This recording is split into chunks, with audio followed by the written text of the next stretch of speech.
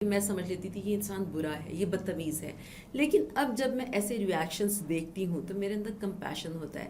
میں یہ سمجھ جاتی ہوں کہ اس انسان کے ان ریزالوڈ وونڈس ہیں، ایموشنز ہیں، ٹراماز ہیں، جس کا یہ رسپانس ہے. اس کا آپ کو پتہ چلتا ہے اس پروسیس کے تھرو کہ آپ کیا ہیں اور کیا بننے کا پوٹینشیل آپ کے اندر موجود ہے. مینٹل ہیلتھ پہ بھی دھیان دینے کی بہت زیادہ ضرورت ہے.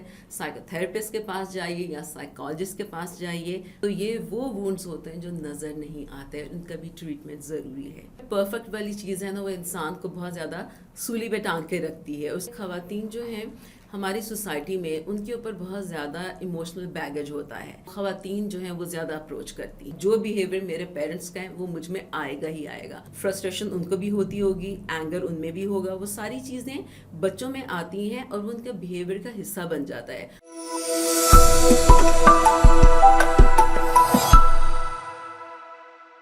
السلام علیکم، میں ہوں آپ کی ہوسٹ ازکا طارق، اور آج کا ہمارا جو ٹاپک ہے وہ ہے مینٹل ہیلتھ.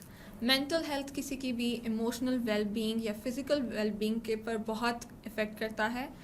ہم کیسے ایکٹ کرتے ہیں، کیا کہتے ہیں، ہم اسٹریس کو کیسے ہینڈل کرتے ہیں، کیا فیل کرتے ہیں، یہ سارا کچھ مینٹل ہیلتھ پر ڈپینڈ کرتا ہے. اگر ہم میڈیکل کنڈیشنز کے لیے یا کسی بھی بیماری کے لیے کسی میڈیکل پروفیشنل کے پاس جا رہے ہیں تو مینٹل ہیلتھ کو ٹریٹ کرنے کے لیے ہم اس کے پروفیشنلز کے پاس جائیں گے، جن میں سائیکائٹرسٹ، سائیکالوجسٹ اور سائیکو تھراپسٹ آتے ہیں. آج ہمارے ساتھ اسٹوڈیو میں ایک ایسی ہی شخصیت موجود ہیں، مس سائمہ ہاشم، جو کہ ایک سائیکو تھراپسٹ ہیں، لائف کوچ ہیں اور ایک پبلک اسپیکر ہیں. سب سے پہلے السلام علیکم میم، کیسی ہیں آپ؟ I'm good. How are you? Thank you so much for joining us on this podcast. Ma'am, میرا آپ سے سب سے پہلا کوشچن یہ ہے کہ ہم نے سائیکو تھراپسٹ کے بارے میں بہت کم سنا ہے. ہمیں سائیکالوجسٹ کا پتہ ہوتا ہے، سائیکائٹرسٹ کا بھی پتہ ہوتا ہے، لیکن یہ ایک ریئر ٹرم ہے. تو اس میں کیا ڈفرینٹ ہے باقی سب چیزوں سے؟ یہ کیا چیز ہے اور اس کے لیے کون سے کینڈیڈیٹس ہوتے ہیں جن کو اس قسم کے پروفیشنل کے پاس آنا چاہیے؟ Okay, thank you for having me. First of all اچھا ہوتا یہ کہ کافی کنفیوژن رہتا ہے لوگوں کو.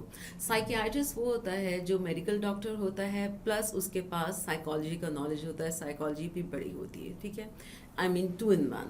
سائیکالوجسٹ جو کلینکل سائیکالوجی جس نے پڑھی ہوتی ہے اس کو پریکٹس کرتے ہیں. اب آتا ہے سائیکو تھراپسٹ، ٹھیک ہے. سائیکو تھراپسٹ وہ ہے جس کے پاس سائیکالوجی کا نالج ہے، سائیکالوجی کے بارے میں اس کو پتہ ہے، ہیومن سائیکالوجی، اینڈ آلسو اس کے پاس ایسے ٹولز ہیں، ایسے اپروچز کے ساتھ وہ ٹرینڈ ہے کہ وہ تھیراپی کے تھرو ہیل کر سکتا ہے جو کلائنٹ یا پیشنٹ اس کے پاس آتا ہے. اس کے جو ہم بیسکلی وونڈس کہتے ہیں، جیسے زخم ہوتے ہیں، میڈیکل ڈاکٹر کے پاس جاتے ہیں تو یہ وہ وونڈس ہوتے ہیں جو نظر نہیں آتے، ان کا بھی ٹریٹمنٹ ضروری ہے. And your second question was کہ کون سے کینڈیڈیٹس ہیں. So I would like to correct this کہ اسپیسیفک کوئی کینڈیڈیٹس نہیں ہوتے ہیں. کچھ تو بہت آبویس ہو جاتا ہے کہ جن کی مینٹل ہیلتھ بہت زیادہ سفر کر رہی ہے، انزائٹی ہے، اسٹریس ہے، بہت زیادہ ڈپریشن ہے، وہ تو ہیں ہی، اٹس ویری کامن کہ سب کو پتہ ہے. لیکن ہر انسان اس کا کینڈیڈیٹ ہے. بالکل اسی طریقے سے جیسے دیکھیں کہ آپ سال میں 1 بار یا 2 بار اپنے میڈیکل ٹیسٹ کرواتے ہیں جو کامن ٹیسٹ ہوتے ہیں. اپنا بلڈ پریشر تو آلموسٹ ہر دوسرے دن لوگ اپنا چیک کر رہے ہوتے ہیں، گلوکوز چیک کرواتے ہیں، آپ کا CBC کروا رہے ہوتے ہیں، کولیسٹرول کرواتے ہیں. تو کیوں کرواتے ہیں؟ وہ آلریڈی بیمار نہیں ہوتے ہیں، لیکن پریونشن کے طور پہ کہ ہمیں پتہ چل جائے. اسی لیے مینٹل ہیلتھ پہ بھی دھیان دینے کی بہت زیادہ ضرورت ہے. سائیکو تھراپسٹ کے پاس جائیے یا سائیکالوجسٹ کے پاس جائیے، ہر کسی کو ضرورت ہے. تو آپ کے خیال میں کامن مینٹل ہیلتھ ایشوز کون سے ہیں؟ کس قسم کے ایشوز ہوتے ہیں جن پہ ہمیں لازمی جانا چاہیے؟ کیونکہ یہ ایک ایسا ٹاپک ہے جس کے بارے میں پتہ سب کو ہے، بٹ اسٹل وہ ایک ٹیبو ہے کہ نہیں ہم جائیں گے تو یہ ہوگا یا لوگ یہ سوچیں گے. اور کس قسم کے لوگ، مطلب جینڈر وائز یا مردوں میں عورتوں میں کون سے زیادہ ہے کہ زیادہ آتے ہیں، یا مرد یا عورت؟ اوکے، اچھا، اس میں 3-4 کویشچنس مکس ہیں تو میں آپ کو بتاتی ہوں. میرے پاس یا ان جنرل زیادہ جو دیکھا گیا ہے تو خواتین جو ہیں وہ زیادہ اپروچ کرتی ہیں.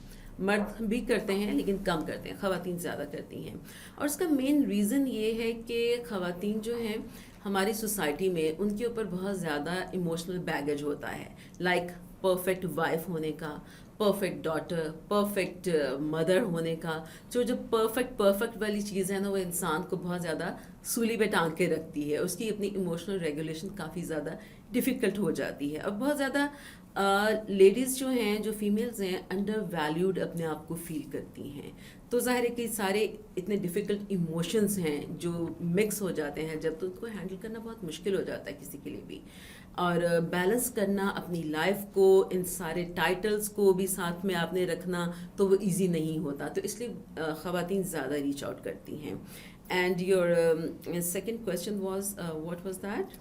कि हमारे जो कॉमन मेंटल हेल्थ इश्यूज या कॉमन जो ज़्यादा है, मैं दोनों जेंडर्स के बताती हूँ. ख़वातीन के होते ज़्यादातर डिप्रेशन होता है, एंजाइटी होती है उनको ज़्यादातर, और एक आइडेंटिटी क्राइसिस भी होता है कि अपनी आइडेंटिटी कहाँ, एक आप ये देखें ना कि अक्सर हमारी सोसाइटी में भी क्या कहा जाता है, किसी का नाम लेके फलाने की बीवी, उसकी बेटी, उसका ये, वेयर इज़ यू, आप कहाँ हैं, वेयर आर यू, राइट. आपकी आइडेंटिटी क्या है?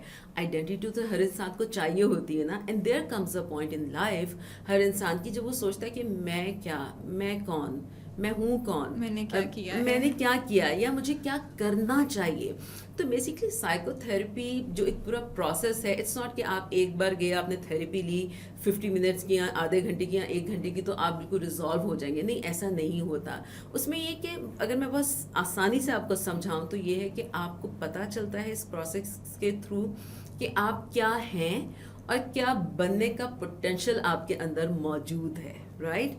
अच्छा, ख़वातीन में तो ज़्यादातर ये वाली चीज़ें होती हैं, ये इश्यूज़ होते हैं ज़्यादातर. मर्दों में भी बहुत ज़्यादा इश्यूज़ होते हैं, लेकिन चूँकि हमारी सोसाइटी में मर्दों को ये कहा जाता है, मर्द जब लड़के छोटे बच्चे भी होते हैं, लड़के नहीं रोते हैं, उनके इमोशंस को बहुत सप्रेस कर दिया जाता है, ठीक है ना. तो उसको डिस्करेज किया जाता है कि नहीं तुम इमोशनल बात नहीं करना, तुम्हारे अंदर सैडनेस नहीं हो सकती, which is very unnatural, very unnatural. तो आप जितना ज़्यादा सप्रेस करेंगे किसी चीज़ को, सप्रेस तो वो हो रही है, लेकिन अंदर ही अंदर एक्यूमुलेट कितनी ज़्यादा हो रही है. वर्क प्रेशर बहुत ज़्यादा उन पे होता है, घर की रिस्पॉन्सिबिलिटीज़, क्योंकि आप ये देखें ना, जब हम ख़वातीन की बात करते हैं कि उनको बहुत ज़्यादा अंडर वैल्यू किया जाता है, या हम पैट्रियार्कल सोसाइटी से बिलोंग करते हैं, तो ऑन द अदर हैंड मर्दों के ऊपर कितनी रिस्पॉन्सिबिलिटीज़ होती हैं. यंग एज में इनको समझा दिया जाता है कि घर का सारा खर्चा तुमने उठाना है, सारी जिम्मेदारियां तुम्हारी हैं. तो उनके अंदर भी बहुत सारी ये चीज़ें होती हैं जिनमें इमोशंस जो हैं वो कहीं बहुत पीछे रह जाते हैं. रिलेशनशिप्स को संभालना बहुत मुश्किल हो जाता है इन तमाम चीज़ों के साथ. तो मेनली ये इश्यूज होते हैं. जैसे अब at the end of the day मर्द हो या औरत हो, दोनों इंसान हैं, दोनों की फीलिंग्स हैं, वो फील करते हैं. तो आपके ख्याल में इन चीज़ों से निकलने के लिए क्या करना चाहिए, क्या अच्छा देखिए, आई वुड से कि फीलिंग्स से बाहर तो नहीं निकलना चाहिए. फीलिंग्स तो आपका असासा है, ठीक है ना. होता क्या है कि इमोशंस को रेगुलेट करने की सिर्फ बात होती है. लाइक देखिए कि हमारे जो चाइल्डहुड है ना, हर इंसान की लाइफ में वो बहुत इंपॉर्टेंट होता है. फॉर्मेटिव ईयर्स जो आपके हैं, ठीक है. अब आपका जो केयर गिवर्स हैं, जनरली पेरेंट्स ही होते हैं, ख़ास तौर पे माँ होती है ज़्यादातर जो टाइम बच्चे के साथ स्पेंड करती है. तो उनके जो अपने ट्रॉमास हैं, उनकी अपने अनरिजॉल्व इमोशंस हैं, वो उनके बच्चों में भी जो है शिफ्ट हो जाते हैं. अब वो चीज़ें बिहेवियर का पैटर्न बन जाती हैं. लाइक जो बिहेवियर मेरे पेरेंट्स का है वो मुझ में आएगा ही आएगा. और मेरे पेरेंट्स के सारे बिहेवियर्स तो अच्छे नहीं हो सकते हैं ना, कुछ ऐसे भी होंगे जो हार्मफुल होंगे, अपने लिए भी दूसरों के लिए भी. फ्रस्ट्रेशन उनको भी होती होगी, एंगर उनमें भी होगा. वो सारी चीज़ें बच्चों में आती हैं और वो उनका बिहेवियर का हिस्सा बन जाता है. अब थेरेपी के थ्रू ये इस तरह से होता है कि आप आइडेंटिफाई करते हैं, आपको चांस मिलता है अपने पास्ट को और उस फॉर्मेटिव ईयर्स को रिविजिट करने का, लेकिन एक प्रोफेशनल हेल्प के साथ. और आप अपने बिहेवियरल पैटर्न्स को चेंज कर सकते हैं, बेटर पैटर्न्स को आप अडॉप्ट कर सकते हैं. तो मेंटल हेल्थ इश्यूज के साइंस होते हैं, इनको इग्नोर करने के क्या नुकसानात हो सकते हैं इंडिविजुअल पर, खुद पर और हमारी सोसाइटी पर. Alright, okay. देखिए, एक तो पहले छोटा सा ना मैं एक एनालॉजी देना चाहूँगी कि मेंटल हेल्थ का और जो फिजिकल हेल्थ है उसको बहुत ज़्यादा इंपॉर्टेंस फिजिकल हेल्थ को दी जाती है, मेंटल हेल्थ को नहीं, क्योंकि मेंटल हेल्थ नज़र नहीं आ रही ना. अभी मुझे कि चोट लगेगी तो नज़र आ जाएगी, सब कहेंगे ओह बैंडेज लगा लो, ये कर लो, वो कर लो, बहुत केयर शो करेंगे. मेंटल हेल्थ नज़र नहीं आती है तो बात करना भी लोगों को अजीब लगता है, जी। क्योंकि उनको लगता है कि बहुत स्ट्रगल करनी पड़ेगी, समझाना पड़ेगा और कोई लोग समझेगा भी समझेंगे नहीं, और जी। समझेंगे नहीं, और फिर वो कह देंगे कि अच्छा, सारी बात सुनने के बाद अच्छा ये तो होता ही है, मतलब बहुत हल्का लेते हैं हर चीज़ को, ये इतनी एपथी है किसी की तरफ, इंसान की तरफ शो करना कि नहीं ये तो होता ही है इस तरह से।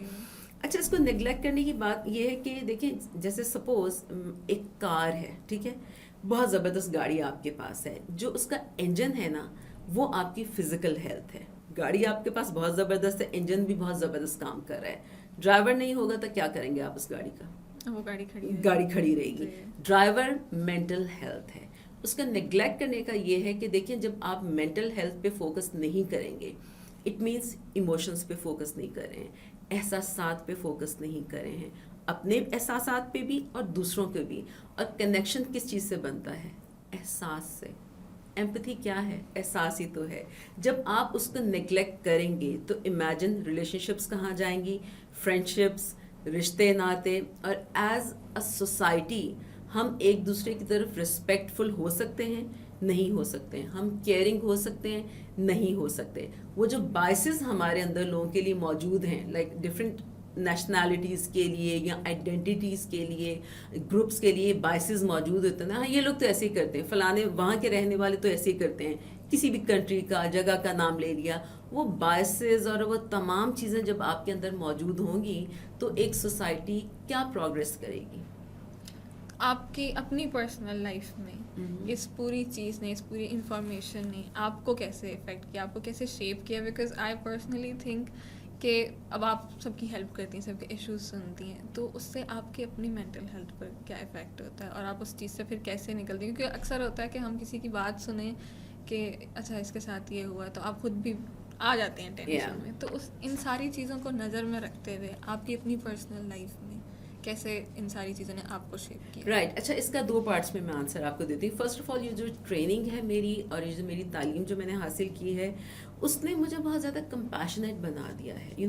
पहले मेरा एक स्पेसिफिक लेंस होता था लोगों को देखने का, लाइक मैं किसी को एंगर में, फ्रस्ट्रेशन में देख रही हूँ, कोई रिएक्ट कर रहा है, तो मैं बहुत ही ओपनली बताना चाहूँगी कि मैं समझ लेती थी ये इंसान बुरा है, ये बदतमीज़ है।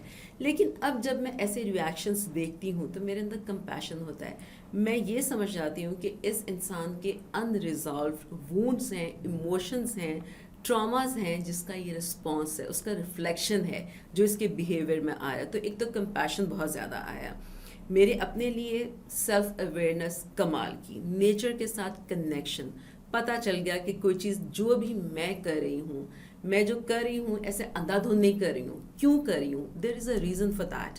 मेरा पास्ट उसका रीज़न होगा या मेरा प्रेजेंट उसका रीज़न होगा, और रिजिलियंस बहुत ज़्यादा आ गई है। और काम करने के एतबार से यस बिल्कुल, कई ऐसे क्लाइंट्स होते हैं जिनकी लाइफ की कई चीज़ें आपकी लाइफ के साथ बहुत मैच करती हैं, बहुत सिमिलैरिटी होती है, ना सिर्फ मेरे साथ या मेरे पेरेंट्स के साथ, मेरी औलाद के साथ, मेरी फैमिली मेम्बर्स के साथ, तो आपको चीज़ ज़ाहिर है कि क्लिक करती है, आपको समटाइम्स हिट करती है। बट उससे भी पॉजिटिविटी क्या है, नेगेटिविटी तो कोई भी नहीं है। पॉजिटिविटी उसमें ये है कि आपका कनेक्शन ह्यूमैनिटी के साथ stronger and stronger day by day होता रहता है, कि सिर्फ मैं नहीं हूँ जिसने सफ़र किया है, ये भी हैं, और अब मैं इस काबिल हूँ कि मैं किसी को हेल्प कर सकती हूँ। तो वो चीज़ आपको एक स्ट्रॉन्गर इंसान बनाती है। आपसे आखिरी सवाल कि आपके ख्याल में ऐसा हमें और मज़ीद क्या करना चाहिए कि हम अवेयरनेस स्प्रेड कर सकें, या किस चीज़ पे हमें ज़्यादा फोकस करना चाहिए जिस पे नहीं किया जा रहा? ओके, सो अगेन 2 पॉइंट्स कि एक तो ये है कि हमारी सोसाइटी में, क्योंकि कलेक्टिविस्ट सोसाइटी है हमारी, और कलेक्टिविस्ट सोसाइटी में यही होता है कि यही सिखाया जाता है, समझाया जाता है कि अच्छा इंसान कैसे बनना है, और अच्छा इंसान कैसे बनना है, अपनी नीड्स के ऊपर दूसरों की नीड्स रखो, ठीक है। दूसरों की हेल्प करना बहुत अच्छी बात है, हमेशा दूसरों की हेल्प कीजिए, लेकिन अपनी नीड्स को प्रायोरिटी पे रखिए। सेल्फ केयर को बहुत ज़्यादा इम्पोर्टेंस दीजिए, जिसको निगलेक्ट किया जाता है। देखिए, मैं हमेशा एक बात कहती हूँ, जो चीज़ इन फर्स्ट प्लेस आपके पास मौजूद नहीं है, आप किसी दूसरे को कैसे देंगे? आपको पता नहीं है कि अपनी केयर कैसे करनी है, आप किसी की केयर कैसे करेंगे? आप खुद खुश नहीं होंगे। एग्जैक्टली, सेल्फ कंपैशन पैदा कीजिए, उसके बाद आप दूसरों के लिए कंपैशन शो कर सकते हैं। लाइक आप ایروپلین میں ٹریول کر رہے ہوتے ہیں آپ کو سمجھایا جاتا ہے نا کہ اگر کوئی حادثہ ایسا ہوگا تو آپ کو سب سے پہلے آکسیجن ماسک پہننا ہے, اس کے بعد دوسرے کی ہیلپ کرنی ہے. تو یہ چیزیں کیا آپ کو سکھاتی ہیں؟ سب سے پہلے تو آپ سیلف کیئر کی طرف دھیان دیجیے. اینڈ سیکنڈلی جب آپ اس چیز کا ہی ایک شاخسانہ آنا ہے, اسی سے ایکسٹینشن اس بات چیز کی, کہ جب آپ کو پتہ چلے گا کہ سیلف کیئر کیا ہے, میرے ایموشنس کیا ہیں, آٹومیٹکلی آپ ایموشنلی انٹیلیجنٹ انسان بننا شروع ہو جائیں گے. آپ دوسروں کے ایموشنس کے ساتھ بھی کنیکٹڈ فیل کریں گے اپنے آپ کو. Respect others, respect yourself, take care of yourself, take care of others also. Thank you so much for joining us. ہم لوگ دوبارہ آئیں گے کسی اور اچھے ٹاپک کے ساتھ دوبارہ اسی پوڈ کاسٹ پہ. Thank you so much.